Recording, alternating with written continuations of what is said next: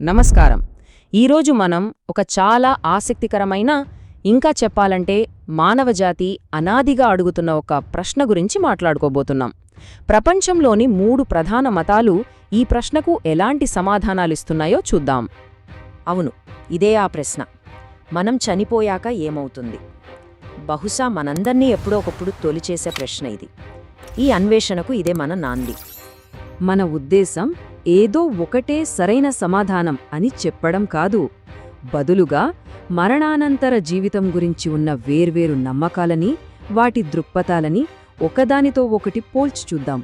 అదొక ప్రయాణం లాంటిది. సరే, మరణం తర్వాత ప్రయాణం అంటున్నాం కదా, అసలు ఆ ప్రయాణం చేసేది ఏమిటి? మనలో ఏదైనా భాగం మరణం తర్వాత కూడా మిగిలి ఉంటుందా? ముందుగా మనం ఈ విషయంపై ఒక స్పష్టతకు రావాలి. ఇక్కడే మనకు అసలైన ప్రాథమికమైన తేడా కనిపిస్తుంది. ఒకవైపు చూస్తే హిందూ, క్రైస్తవ మతాలు మనలో శాశ్వతమైన, మార్పులేని ఆత్మ ఒకటుంటుందని గట్టిగా నమ్ముతాయి. కాని మరోవైపు బౌద్ధమతం ఈ ఆలోచనను పూర్తిగా తిరస్కరిస్తోంది. వాళ్ళు అన్నత్త అనే సిద్ధాంతాన్ని ముందుకు తెచ్చారు. ఈ అనత్త అనే భావనను కొంచెం వివరంగా చూద్దాం.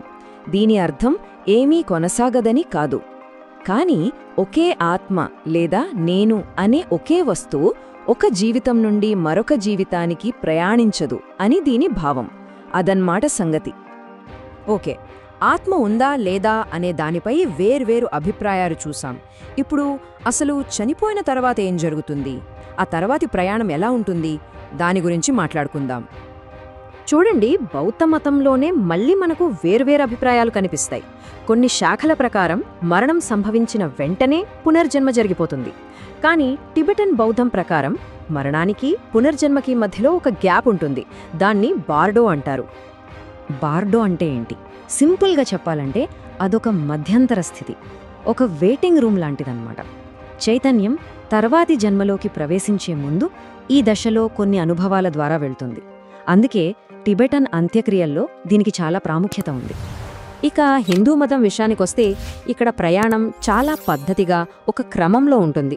ఇది దాదాపు 1 సంవత్సరం పాటు సాగే ప్రక్రియ. మొదట ఆత్మ శరీరాన్ని వదిలి లింగ శరీరం అనే సూక్ష్మ రూపంలోకి మారుతుంది.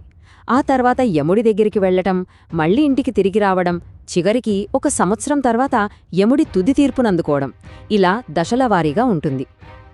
సరే, ఈ ప్రయాణాలు, గమ్యాలు అన్నీ దేనిమీద ఆధారపడుంటాయి అంటే, మన తర్వాతి జీవితాన్ని ఏది నిర్ణయిస్తుంది? మనం చేసిన పనులా లేక దేవుడి తీర్పా? ఇది చాలా ఆసక్తికరమైన పాయింట్. కర్మ, ఈ పదం మనకు బాగా తెలిసినదే.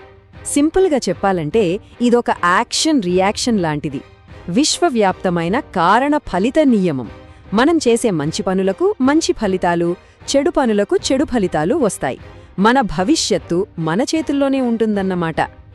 ఈ పట్టిక చూస్తే మనకు ఆ తేడా చాలా స్పష్టంగా అర్థమవుతుంది. బౌద్ధం, హిందూ మతం రెండూ కర్మ సిద్ధాంతాన్ని నమ్ముతాయి. మన చేతలే మన భవిష్యత్తును రాస్తాయి. కాని క్రైస్తవంలో ఇది కొంచెం వేరు. ఇక్కడ దైవిక న్యాయం అంటే దేవుడి తీర్పు, ఆయనతో మనకున్న సంబంధం, ఇవి చాలా ముఖ్యం. క్రైస్తవంలో మరణానంతర జీవితం ఎందుకు అంత ముఖ్యమనేదానికి ఈ కోట్ ఒక మంచి ఉదాహరణ. ఏమంటున్నారంటే, ఈ జీవితంలో అన్యాయానికి గురైన వాళ్లకి, అంటే ఒక అమాయక బిడ్డకు అన్యాయం జరిగి చనిపోతే దానికి న్యాయం జరగాలి కదా. ఆ న్యాయం జరగాలంటే మరణం తర్వాత మరో జీవితం ఉండాల్సిందే. అప్పుడే దేవుడు న్యాయవంతుడవుతాడు. ఇదన్నమాట వాళ్ల లాజిక్. ఓకే, ఇన్ని ప్రయాణాలు, ఇన్ని పద్ధతులు, వీటన్నిటి వెనుక ఉన్న అసలు లక్ష్యం ఏంటి? What is the end game? అందరూ చివరికి ఎక్కడికి చేరుకోవాలనుకుంటున్నారు? ఈ లక్ష్యాల గురించి మాట్లాడే ముందు మనం సంసారం అనే పదాన్ని అర్థం చేసుకోవాలి. సంసారం అంటే పుట్టడం, చనిపోవడం, మళ్లీ పుట్టడం, ఈ అంతులేని చక్రం. హిందూ, బౌద్ధ మతాల ప్రకారం ఈ చక్రమే అసలైన దుఃఖానికి కారణం. అంతిమ లక్ష్యాలను పోల్చి చూస్తే మనకు మళ్లీ ఆసక్తికరమైన తేడాలు కనిపిస్తాయి. బౌద్ధం, హిందూ మతం రెండింటి లక్ష్యం ఆ సంసార చక్రం నుండి బయటపడటం. బౌద్ధంలో దాన్ని నిర్వాణం అంటారు, హిందూ మతంలో మోక్షం అంటారు.